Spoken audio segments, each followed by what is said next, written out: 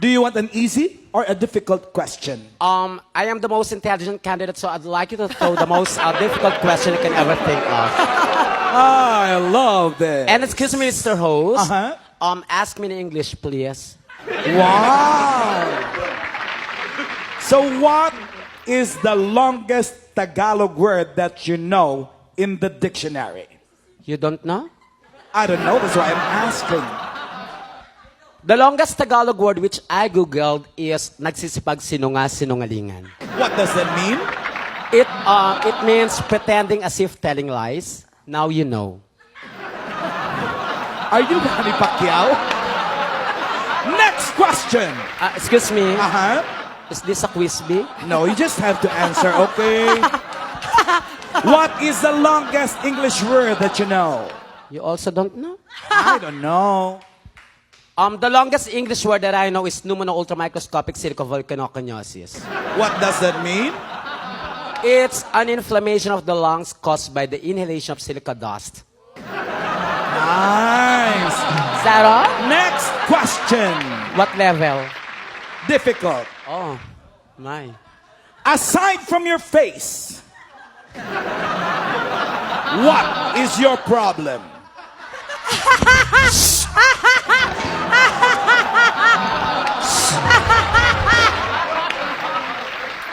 Well, Mr. Host, let me tell you this.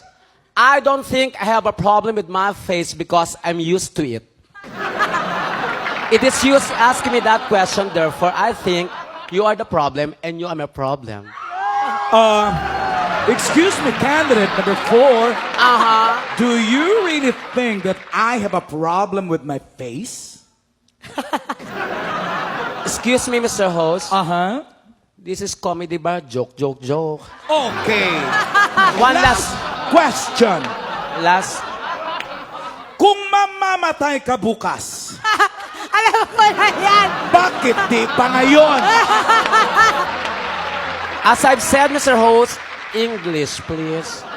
If you were to die tomorrow, why not today? Well, Mr. Host, let me tell you this. I am not in a hurry. Are you in a hurry? Go ahead. Do you really think I am in a hurry? Mr. Host, Uh-huh. can I say something in Tagalog? Go ahead. Di bali na pong matalo, wag lang matanggal dito. Thank you very much, candidate number